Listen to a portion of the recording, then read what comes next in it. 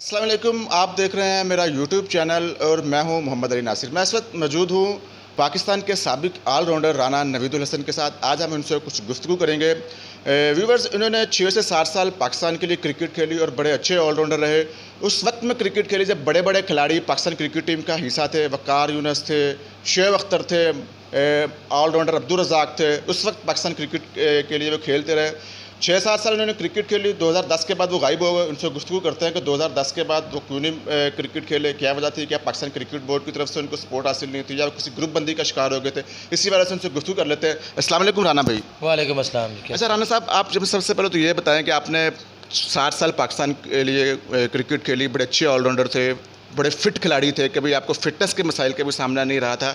तो 2010 के बाद आप मंजर से गायब हो गए, तो इसके वाले से व्यूअर्स को बताएं कि क्या वजह बनी थी इस सारी सूरत? देखिए जी, 2010 का जो टूर था, आपको पता है, पूरी दुनिया में सबको पता है कि ऑस्ट्रेलिया के खिलाफ तो टफ टूर होता है जब भी हम लोग वहाँ जाते हैं। तो वो सीरीज़ हम लोग टेस्ट सीरीज़ में भी हार गए और वनडे में भी, T20 में भी। तो उसकी वजह से क्या हुआ कि थोड़ा सा टीम में भी ग्रुप बंदी थी और काफ़ी सीनियर प्लेयर्स जो इधर उधर थे, हर बंदे की कोशिश थी कि वो कप्तान बने। उसमें मैं नाम नहीं लूँगा, काफ़ी सीनियर प्लेयर थे, आपको पता है, बल्कि हमारे जितने व्यूवर्स हैं उनको पता होगा। तो वो जब वापस आए तो 1 बाय 1 करके इन्होंने इंटरव्यूज़ किए प्लेयर्स के कि क्या वजह है हम लोग वहाँ पे क्यों हारे। तो वो जो मुझे लगा, जो मैंने महसूस किया, क्योंकि मैं ऑलरेडी वहाँ पे T20 बिग बैश खेल रहा था और मेरी बहुत अच्छी परफॉर्मेंस थी, बेस्ट बॉलर हुआ था वहाँ पे उस टूर्नामेंट का। तो मुझे पाकिस्तान क्रिकेट बोर्ड ने वहाँ पे सिलेक्ट करके पाकिस्तानी टीम को वहीं पे ज्वाइन किया वनडे और T20 में। तो हम लोग वो भी हार गए। जब वापस आए तो परफॉर्मेंस इतनी अच्छी नहीं थी, किसी की भी परफॉर्मेंस इतनी अच्छी नहीं थी। तो इन्होंने पाकिस्तान क्रिकेट बोर्ड ने 1 बाय 1 एक बंदे को बुला के उनसे इंटरव्यू किया कि भाई क्या वजह है, आप बताएं। क्योंकि एक तहकीकाती कमेटी बनाई गई जो कि हर प्लेयर से पूछे जी क्यों हम लोग, क्या वजह, क्यों हारे। तो जो मुझे लगा कि जी, मुझे इस तरह लग रहा था जैसे कि हर बंदा चाह रहा है कि मैं कप्तान बन जाऊं।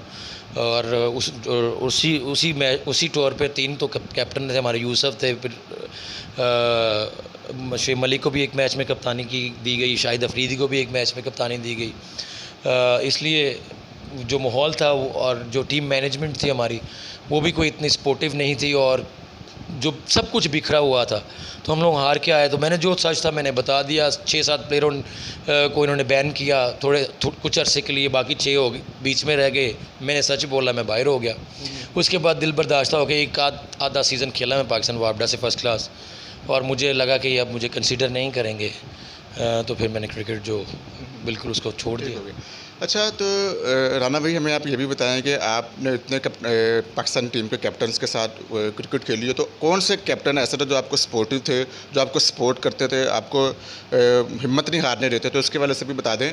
तो उसके बाद मैं अगला ये भी आपसे पूछना चाहता हूँ कि अफरीदी की भी कप्तानी में आप खेले। अफरीदी ने शुएब मलिक पर बड़ा एतराज़ात किया कि ये हमारे कैरियर के भी दुश्मन है, बड़ी ये सियासत खेलना चाहता है, बड़ी लंबे अरसे के लिए कप्तानी करना चाहता है। तो उसके वजह से भी थोड़ा सा हमें बता दें, क्लियर कर दें कि वो क्या वजह थी। आई थिंक शाहिद अफरीदी ने अगर ये बयान दिया तो आई थिंक शाहिद अफरीदी बता सकते हैं शुएब मलिक के बारे में कि क्यों क्या कहा है उन्होंने, क्योंकि इसके बारे में मैं कुछ नहीं कहूँगा। और जो सबसे अच्छे कप्तान थे जितनी मैंने जिनके कप्तानों में खेला हूँ, शाहिद अफरीदी, वक़ार यूनुस, हिंजी भाई, राशिद लतीफ़, यूनुस खान। तो मुझे आई थिंक बेस्ट जो कैप्टन थे वो इंज़माम उल हक थे। उनकी कप्तानी में मैं खेला हूँ, उन्होंने बड़ा सपोर्ट किया। मुझे याद है कि पहला जो मैच था ICC ट्रॉफ़ी जो इंग्लैंड में 2004 में 3-4 में हुई, उसमें जब मैं सेलेक्ट हुआ तो शुएब अख्तर, मोहम्मद शबीर इंजर्ड हुआ, तो मुझे साइड मैच ऑस्ट्रेलिया के खिलाफ मिला लॉर्ड्स में। तो ये मेरे लिए बड़ी खुशकिस्मती की बात थी। लेकिन मैंने आउट कोई नहीं किया, लेकिन बॉल बहुत अच्छे किए थे। वो मैच हम लोग हार गए थे ऑस्ट्रेलिया से, बट आगे ICC ट्रॉफ़ी शुरू होगी 2-3 दिन के बाद। तो मुझे हिंजी भाई ने उसमें मौका दिया। अल्हम्दुलिल्लाह मैंने 4 आउट किए इंडिया के खिलाफ। तो मुझे उन्होंने बड़ा सपोर्ट किया। फिर उन्होंने मुझे बहुत ज़्यादा बैक किया कि तुम एज़ हमारे नया बॉल करने वाले बॉलर हो और इंशाल्लाह आप करते रहो और अच्छा करो, हम आपको सपोर्ट करेंगे। वो एक कप्तान को किसी को इस तरह जब बैक करता है तो आई थिंक कि एज़ ए प्लेयर या कोई भी प्लेयर होता मेरी जगह तो उसका दिल बहुत बड़ा हो जाता। जैसे कि अल्हम्दुलिल्लाह मैंने परफॉर्म किया पाकिस्तान के लिए और मुझे प्राउड है, अल्लाह ताला का शुक्र अदा करता हूँ कि मैं जितना भी खेला हूँ बहुत अच्छा खेला हूँ। अच्छा, आप हमें यही बताएं कि ये जो मैच फिक्सिंग अब बहुत ज़्यादा देखने में नज़र आ रही है, तो मैच फिक्सिंग की क्या सज़ा होनी चाहिए? अब जिस तरह आप देखें, आप इतनी अच्छी क्रिकेट खेलते थे, 60 साल के बाद आप बाहर हो गए, अब जो मैच फिक्सर है वो उसको मामूली सी सज़ा मिलती है, वो दोबारा पाकिस्तान क्रिकेट टीम में उसको दोबारा ले आते हैं। तो आप क्या समझते हैं कि क्या ये पाकिस्तान क्रिकेट के साथ नाइंसाफ़ी नहीं है? जो लोग क्रिकेट को इतना ज़्यादा पसंद करते हैं, खेल हीरोज़ को देखना चाहते हैं, तो पीछे से ये होता है। तो आप क्या समझते हैं कि मैच फिक्सर की क्या सज़ा होनी चाहिए ताकि पाकिस्तान में ये जो गंद पड़ा हुआ क्रिकेट के अंदर ये ख़त्म हो जाए? आई थिंक कि जब आसिफ वगैरह या सलमान वगैरह ने और आमिर ने जो किया था, तो मेरा ख्याल उनको लाइफ टाइम बैन करना चाहिए था। अब आपके सामने शर्जील को भी हो गया, इस PSL में उमर अकमल हो गया, पीछे जो हुआ उसको भी देखा, आपने सब देखा। हम क्या करते हैं, वाकई आपकी बात बड़ी ज़बरदस्त लगी मुझे कि हम लोग क्या करते हैं, एक 5 साल या 3 साल या 2 साल उसको बैन करते हैं, जुर्माना करते हैं, उसके बाद फिर ले आते हैं। तो वो जो पीछे और लोग देख रहे होते हैं जिनको कम मौका मिलता है, वो भी सोचते हैं कि हम लोग भी ऐसे पैसे बनाएं शॉर्टकट और जल्दी पैसे बनाएं, निकल जाएं, पता नहीं अगले मैचों में खिलाना है कि नहीं खिलाना। आई थिंक कि जो भी मैच फिक्सिंग में पकड़ा जाए तो उनको इबरत का निशान बनाना चाहिए, उनको लाइफ टाइम बैन करना चाहिए और आई थिंक उनको सख्त से सख्त सज़ा देनी चाहिए ताकि पाकिस्तान का नाम वो ख़राब ना करें। और क्योंकि आप एक इतनी बड़ी नेशन को प्रेजेंट कर रहे होते, रिप्रेजेंट कर रहे होते हैं और पूरी दुनिया आपको देख रही होती है। और अल्लाह का शुक्र, आई थिंक मैच फिक्सिंग इतनी ज़्यादा, इतना पैसा आ गया क्रिकेट में, स्पोर्ट्स में, तो मेरा ख्याल है ऐसी चीज़ें करनी भी नहीं चाहिए और अगर कोई करता है तो आई थिंक उनको सख्त से सख्त सज़ा देनी चाहिए। अच्छा, तो आप अफरीदी की भी कैप्टनसी में खेले हुए हैं। अफरीदी कैसा खिलाड़ी था? आपके साथ उसका कैसा रिलेशन रहा? कैसे आपने इसको पाया? शाहिद अफरीदी एग्रेसिव प्लेयर था, जैसे एग्रेसिव खेलता था ऐसे ही एग्रेसिव कैप्टन भी था।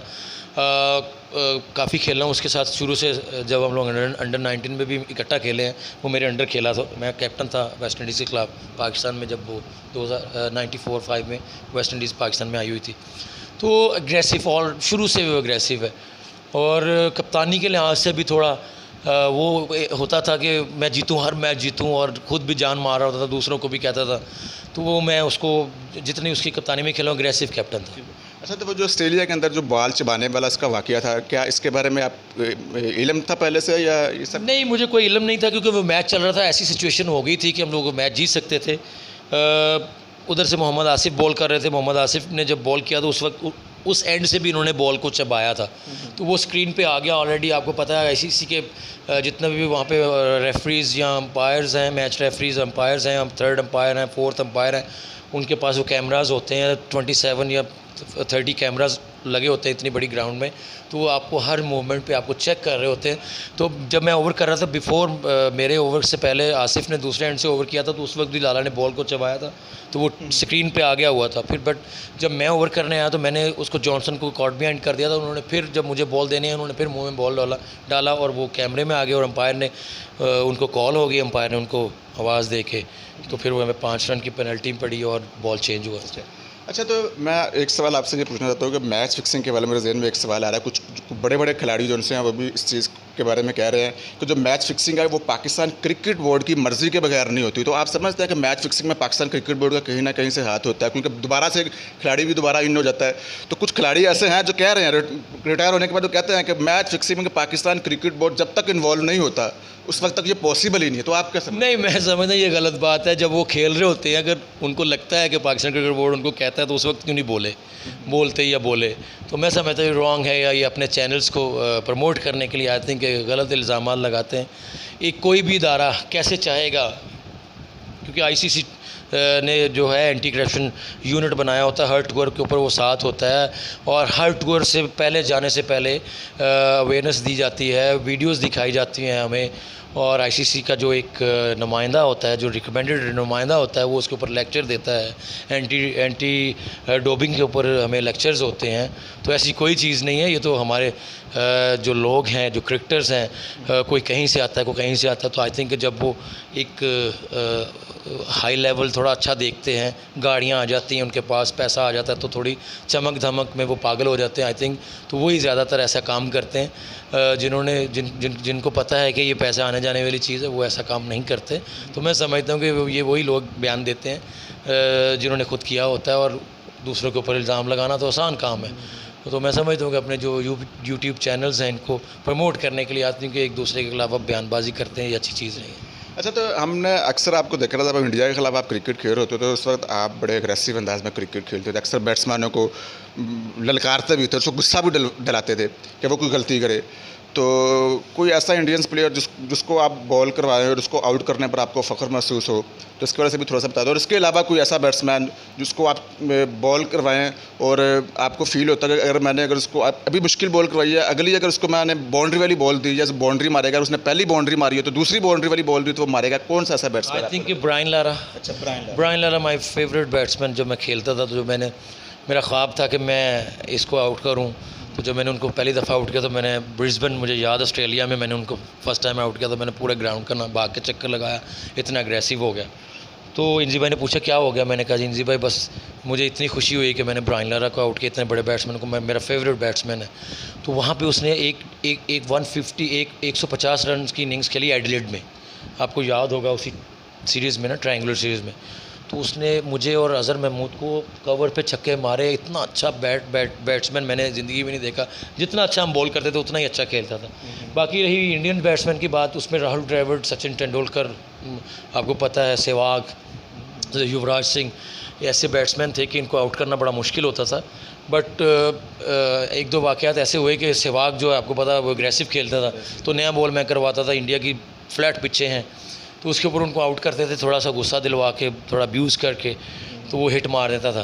तो उसको फिर इस तरह करके एक दो वाक़यात हैं। एक वाक़या ऐसा हुआ था कि 80 समथिंग 78 या 80 पे खेल रहा था, सबको मार रहा था। इंजी भाई को मैंने जाकर कहा कि इंजी भाई मुझे ओवर दे, मैं इसको आउट कर दूंगा इंशाल्लाह। तो उन्होंने कहा नहीं रहने दे, वो मार रहा है। तो मैंने कहा जी दे दें एक ओवर, अगर नहीं करूँगा तो ना करवाइएगा। तो मैं जब बॉल करने आया तो मैंने उसको ना पहला क्रॉस द सीम पकड़ के उसको बाउंसर मारा, तो वो स्लो बाउंसर हुआ तो उसने ऐसे घूमा, वो निकल गया। तो मैंने पास जाके कहा कि मैंने कहा इतना आसान नहीं है मारना, और तुम्हें खेलना में नहीं आता, क्रॉस मारते हो तुम ऐसे। उसको मैं कह के वापस आ गया तो उसने ना गुस्सा किया उस बात पे। अगली बॉल मुझे लगा कि ये अग्रेसिव खड़ा हुआ, इसने मुझे हिट मारनी है, तो मैंने स्लोअर वन मारा और खड़ी होगी। दूसरी या तीसरी बॉल पे वो आउट हो गया। तो मैंने इंजी भाई की तरफ इशारा किया, तो वो वाक़या बड़ा अच्छा ज़बरदस्त था। और उसको फिर पूरी सीरीज़ में मैंने ही पहले या दूसरे ओवर में उसको आउट किया, काफ़ी दफ़ा उसको आउट किया, तो उसको आउट करने का मज़ा आता था। अच्छा, तो अब ये सवाल भी पूछा था कि यूनुस खान को पाकिस्तान क्रिकेट टीम का बैटिंग कोच बना दिया गया। रमीज़ राजा ने उनके बारे में ये कमेंट्स किए हैं कि वो बड़ा गुस्से वाला है और वो किसी भी टाइम कोई भी फैसला ले लेता होता है। अगर वो पॉजिटिव तरीके से चलेगा तो खिलाड़ियों को कुछ सिखा सकता है, अगर वो गुस्से वाले अंदाज से तो ये नुकसान भी हो सकता है खिलाड़ियों को। तो आप क्या समझते हैं? आई थिंक जब वो खेल रहा होता था ना, जब खेलता था, अब तो रिटायर्ड है और as a coach, as a mentor, as a batting coach है, आई थिंक बहुत अच्छा, उसकी बहुत खिदमत है पाकिस्तान के लिए। तो अग्रेसिव ज़रूर है, बट आई थिंक डेफिनेटली यार हर बंदा जब खेल रहा होता है उस वक्त उसका एटीट्यूड और होता है, जब वो ग्राउंड से बाहर होता है या जब कोचिंग में आता है। तो मैं जब खेलता था मैं भी बड़ा एग्रेसिव था। अब हम बच्चों को कोचिंग करते तो हम बड़े पोलाइट और अच्छे तरीके से करते हैं। आई थिंक यूनुस खान समझदार आदमी है, उसको मैं समझता हूँ कि बहुत अच्छा पाकिस्तान क्रिकेट बोर्ड का स्टेप है कि वो क्रिकेटर्स को लेके आ रहा है। और मैं समझता हूँ कि मिसबा के लिए बड़ी आसानी हो गई है कि क्योंकि ऑलरेडी वो दो जॉबें कर रहा था, सिलेक्टर और कोचिंग की, तो चीफ सेलेक्टर और एज ए कोच, तो उसके लिए बड़ा मुश्किल काम था सारा मैनेज करना। तो उसके लिए उन्होंने बड़ा ज़बरदस्त किया। स्पिन कोच मुश्ताक अहमद साहब को लगाया और बैट्समैन को लगा दिया, वकार न्यूज़ बॉलर्स के कोचेज़ हैं। तो आई थिंक मिसबा के लिए आसानी हो जाएगी। और ये टूर जो है इंग्लैंड का, इसके लिए मेरी बेस्ट विशेज़ हैं, अल्लाह करे ये वहाँ पर अच्छा परफॉर्म करें। और मैं समझता हूँ कि अच्छा एक स्टेप है पाकिस्तान क्रिकेट बोर्ड का कि उन्होंने 3 या 4 कोचेज़ लगाए हैं, उससे काम आसान हो जाता है। एक बड़े कोच का या जो हेड कोच होता है उसके लिए बड़ी आसानी होती है, और प्लेयर्स के लिए बड़े फ़ायदेमंद होता है कि आप हर बंदे से इंडिविजुअल सीख सकते हो। आपके पास 4 लेजेंड हो या 3 लेजेंड, 4 लेजेंड हो, तो वो जो बंदा सीखने वाला होता है ना प्लेयर, वो डेफिनेटली उनसे सीखने की उनको मिलेगा मौका। अच्छा, तो आप मुझे ये बताएं कि आप राना नवीद क्रिकेट अकेडमी भी चला रहे हैं, तो पाकिस्तान क्रिकेट के लिए आप कोई ऐसे प्लेयर्स निकाल रहे हैं जो पाकिस्तान क्रिकेट के लिए बड़ा अच्छा कारकर्दगी दिखा सके? क्योंकि ज़्यादातर यही होता है, लाहौर के खिलाड़ी निकलते हैं, कराची के ही निकलते हैं। तो यहाँ से भी कोई है कि मुस्तकबिल में कोई आगे गया हो, लीग किसी ने खेली हो? जी अल्हम्दुलिल्लाह, मेरे बच्चे, एक इरफान जूनियर है, मोहम्मद इरफान जूनियर मेरी अकेडमी का, ये अभी आपकी बॉलिंग कर रहा है यहाँ पे, आपने देखा होगा जो आपको मिला था बाहर में, जिसने आपको बिठाया, इरफान जूनियर। और उसके अलावा 2-3 लड़के ऐसे हैं हमारे, 2-3 लड़के हमारे कतर के लिए खेल रहे हैं ऑलरेडी, और वो अगले साल क्वालिफाई कर जाएंगे। 1-2 दुबई में हैं, कोई इंग्लैंड में है, इस तरह करके कोई लीग क्रिकेट खेलने जाते हैं। तो यंगस्टर भी हमारे 3-4 ऐसे प्लेयर्स हैं। इंशाल्लाह मेरी कोशिश है कि पाकिस्तान को 3 से 4 अच्छे प्लेयर्स दूँ बाकी उनकी किस्मत मेहनत कर रहे हैं, बाकी अल्लाह खैर करे। ठीक हो गया राना भाई, आपका बहुत बहुत शुक्रिया, आपने मैं कीमती वक्त दिया। ये थे पाकिस्तान के साबिक ऑलराउंडर राना नवीदुल हसन, जिनकी आपने गुफ्तगू सुनी। उम्मीद है आपको इनकी गुफ्तगू पसंद आई होगी। नेक्स्ट वीडियो तक के लिए मुझे इजाज़त दीजिए। खुदा हाफिज़।